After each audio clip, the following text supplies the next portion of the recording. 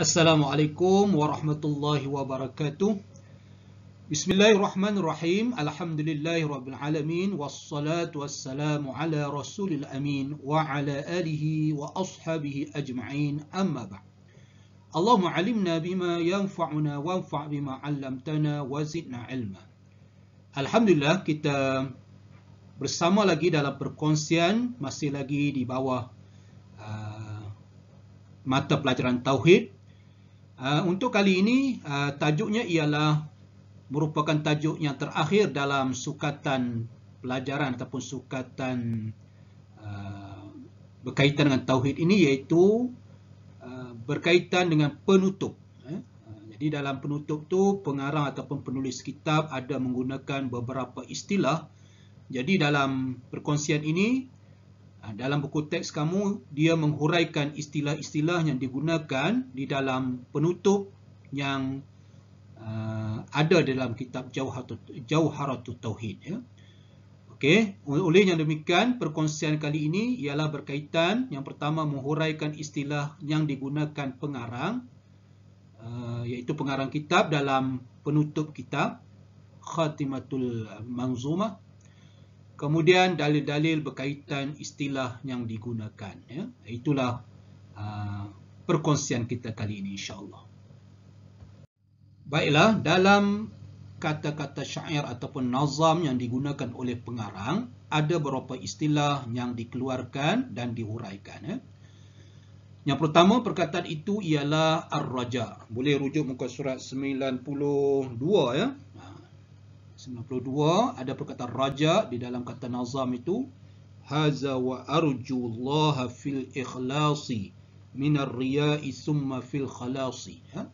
Perkataan arjullah tadi, raja tadi apa dia punya gambaran ataupun pengertian dia ialah wa ta'alluqul qalbi bil maghrub fi ma'a akhzi fil asbab, iaitu kebergantungan hati.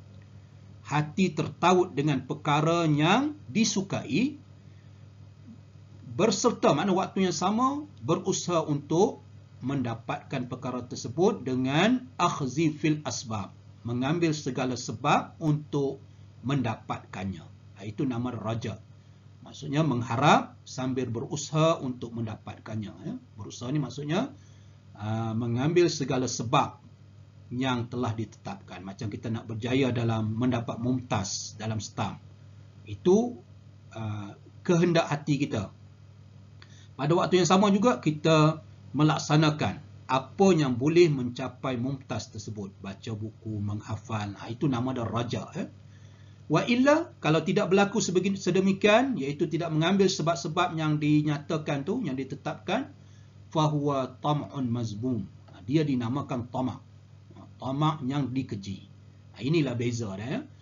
Kalau semata-mata mengharap, itu nama dia tamak. Dalam istilah bahasa Arab, tamak. Jadi sifat tamak ni dikeji. Semata-mata mengharap tanpa ada usaha yang telah Allah tetapkan aturannya. Kemudian ikhlas. Apa maksud ikhlas? Ikhlas maksudnya qasdullah bil ibadah wahdahu. Iaitu kita meletakkan Allah sebagai tujuan dalam melaksanakan ibadah.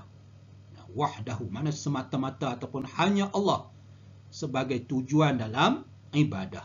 Itu nama dia ikhlas. Beramal kerana Allah secara bahasa mudahnya. Ya.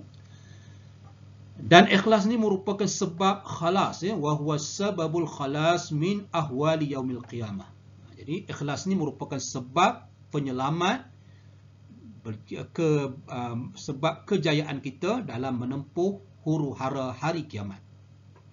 Kita berjaya merupakan sebab kejayaan ataupun sebab penyelamat daripada segala huru-hara hari kiamat. Ya? Ahwal yaumil qiyamah. Apa pula hukum ikhlas? Hukum ikhlas ialah wajibun aini. Wajib aini. Apa gambaran wajib aini ni? Ala kulli mukallaf. Maksudnya wajib ke atas setiap mukallaf.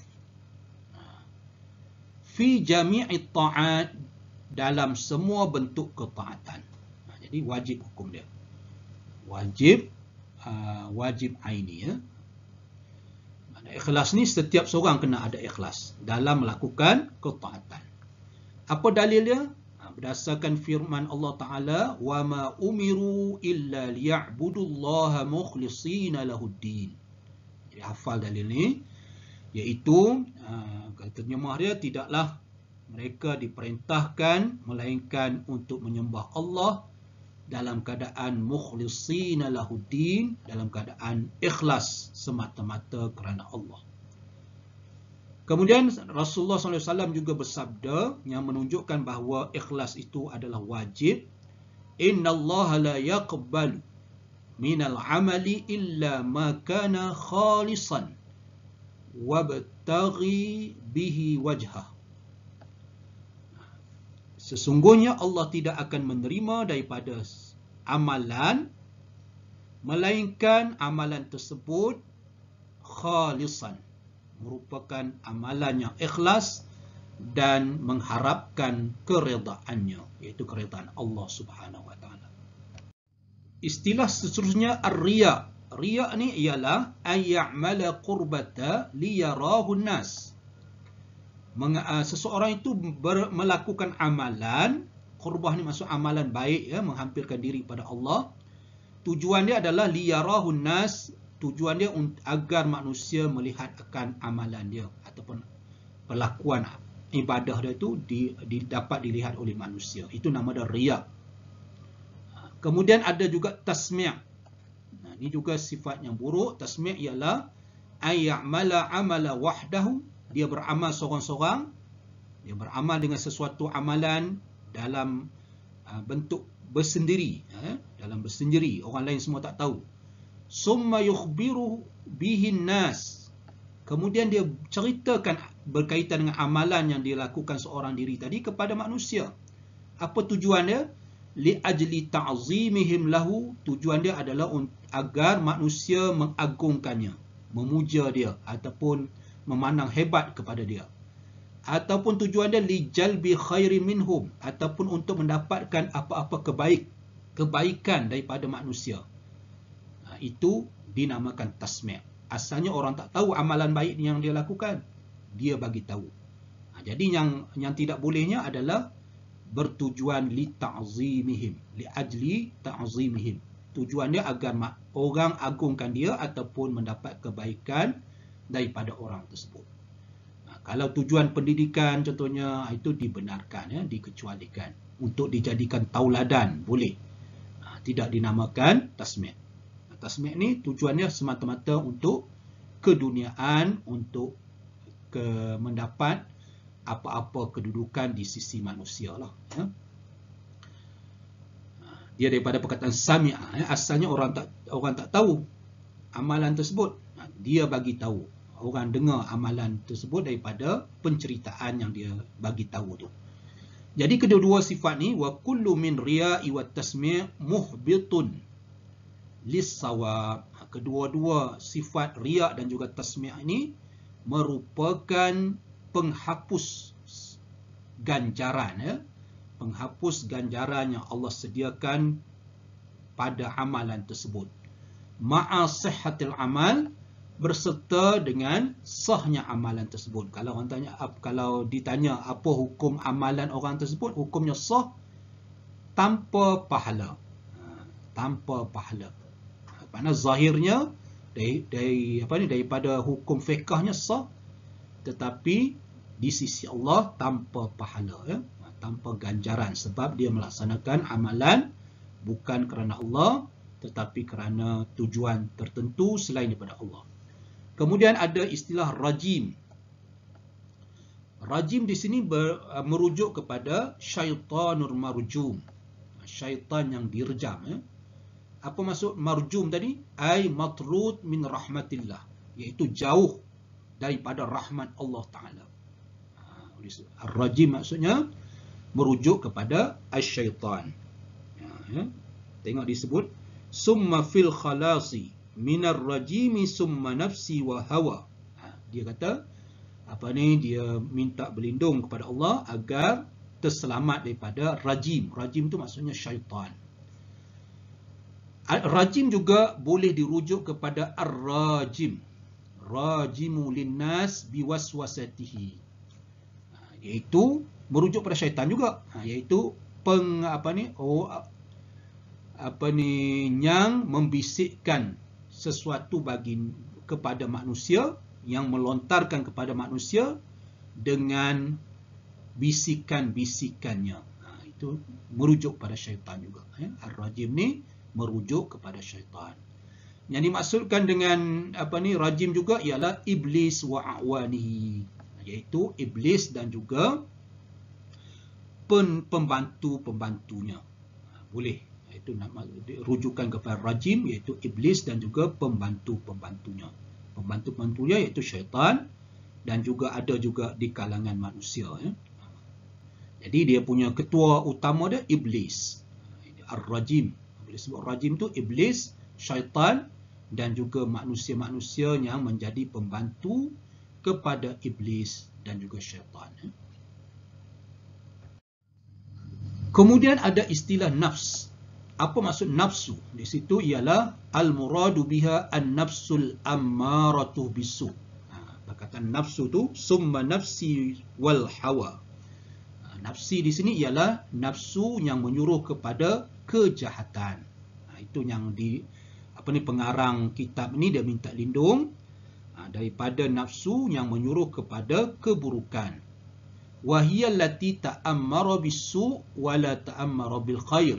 Iaitu jiwa yang menyuruh kepada kejahatan, tidak menyuruh kepada kebaikan. Bila sebut nafsu, dia merujuk kepada nafsul ammarah bisu. Kemudian ada perkataan hawa. Hawa itu huwa mailun nafsi ila maghrubiha. Iaitu kecenderungan jiwa kepada perkara yang ia sukai. Nafsu ataupun jiwa kita suka, itu nama dah hawa, keinginan. Itu terjemahan dalam bahasa Melayu kita, keinginan, maknanya kecenderungan jiwa kita kepada perkara yang kita sukai. Wa yustu'malu, digunakan ghaliban fi mailin nafsi 'anil haq. Kebiasaan ataupun kebanyakan penggunaan perkataan hawa ini adalah merujuk kepada kecenderungan diri ataupun jiwa kita meninggalkan perkara kebenaran, ataupun menolak kebenaran. Itu keinginan. Biasanya bila sebut hawa, dia merujuk kepadanya negatif lah, iaitu menolak kebenaran ataupun tidak suka kepada kebenaran. Contoh firman Allah Ta'ala, wala tattabi' al-hawa, jangan kamu ikuti ataupun turuti keinginan. Jadi keinginan di sini adalah keinginan yang menjauhi perkara-perkara kebenaran. Waqad yusta'mal, kadang-kadang digunakan juga fi maili lil haq, kadang-kadang digunakan juga kepada kecenderungan kepada kebenaran. Ada juga, tapi kebiasaannya kepada negatif. Tapi ada juga digunakan kepada perkara yang positif. Seperti kata-kata Aisyah radhiyallahu an kepada Nabi Muhammad sallallahu alaihi wasallam, la ara rabbaka illa yusari'u fi hawaka. Perkataan hawaka ni keinginan engkau, iaitu Rasulullah, sudah tentulah keinginan yang baik, iaitu yang kebenaran. Jadi di sini menunjukkan bahawa perkataan hawa tu ada juga digunakan kepada perkara-perkara kebenaran, bukan negatif sahaja. Tetapi kebiasaannya lebih kepada negatif. Dan yang terakhir sekali, kata nazim dalam nazamnya, inda su'ali mutlaqan, ketika persoalan mutlaqan. Mutlaqan tu iaitu merangkumi fid dunia, fil qabri, fi yaumal qiyamah. Fi yaumil qiyamah ataupun yaumal qiyamah. Iaitu di dunia, di kubur dan juga di hari akhirat nanti, iaitu ketika padang mahsyar, ketika perhimpunan.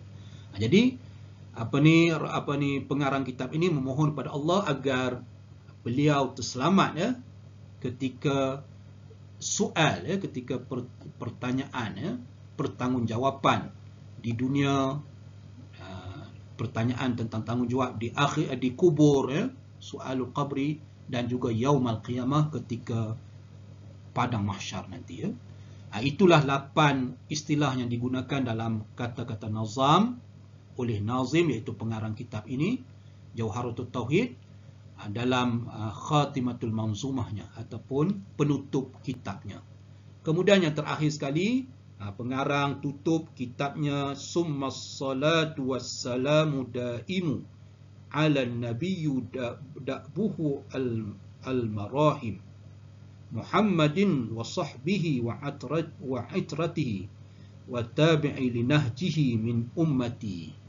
Itu ditutup dengan selawat dan juga salam yang berpanjangan ke atas Nabi Ar-Rahmah, iaitu Nabi Muhammad.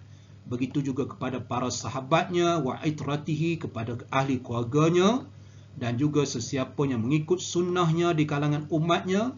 Salawatullahi wassalamuhu alaihi, selawat Allah dan juga salam Allah ke atas Nabi Muhammad sallallahu alaihi wasallam. Itulah penutup kitab Jauharatul Tauhid. Wallahu a'lam. Kita dah sampai ke penghujungnya bagi sukatan mata pelajaran Tauhid. Semua tajuk-tajuk telah pun saya kongsikan. Semoga bermanfaat. Dan saya ucapkan kepada calon-calon staff, pastikan perjuangan anda mesti diiring dengan doa dan juga penuh semangat, kerana kejayaan anda merupakan kejayaan ummah. Kamu merupakan mata rantai kepada penerusan ilmu-ilmu Islam. Kamu boleh belajar lebih mendalam berkaitan dengan ilmu Islam menggunakan sijil stamp ini. Untuk akhirnya saya ucapkan jazakumullah khairan katsira. Semoga Allah memberkati kita semua. Siru ala barakatillah. Assalamualaikum warahmatullahi wabarakatuh.